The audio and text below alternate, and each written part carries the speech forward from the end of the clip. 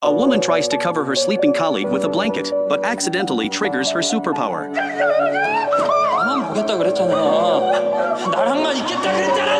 Alice feels frightened after seeing the memories. Her colleague wakes up and asks what's wrong. Alice stammers that she was just trying to help him with the blanket. The man with glasses thanks her. Alice breathes a sigh of relief. She stares at her own hands. She remembers her ability can't see human memories. What was that memory about? She turns her gaze to Detective Tom, whom she also touched. Tom notices her stare and makes a gesture.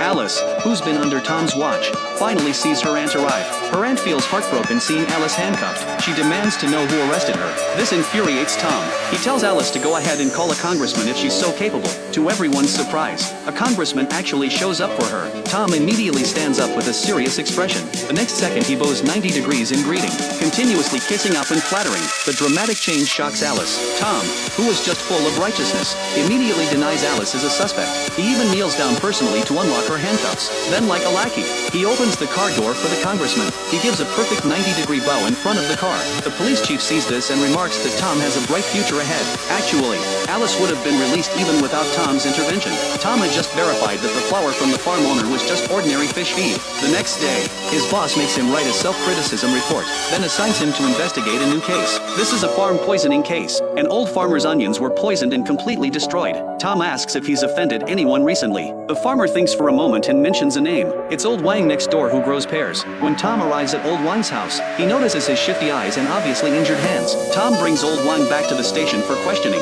Old Wang denies everything and challenges him to search his house. When Tom actually conducts the search, he finds nothing. Meanwhile, Alice runs into a client from the veterinary hospital at a convenience store. The man asks her to help care for a sick stray cat. This is exactly what Alice wanted. She's had a crush on this handsome man for a while. After they find the cat, when the man hands the cat to Alice, her superpower triggers again. She sees a vision of someone burying something in the ground. Back home, Alice recalls the vision she saw through the cat. She decides to explore that night. She never expected Detective Tom to appear beside her while she's digging. Both are startled by each other. In their panic to escape, they crash into each other and finally see who it is. Tom sighs in relief, looking at the deep hole revealing pesticide bottles. The onion farm poisoning case is completely solved. Tom wants to know how Alice knew about this place. After hesitating, Alice tells him about her superpower. She can access people's memories just by touching them. Tom doesn't completely believe her but isn't as resistant as before. Back home, Alice complains to her best friend that their new neighbor is like a crazy person. Her friend then tosses out a butt pad. Alice seems to sense something. She touches her friend's body again. This time she's finally certain she can indeed read human memories. While excited, she remembers the memory she saw from her male colleague. If she really can see human memories, then it means the girl in the memory is in danger.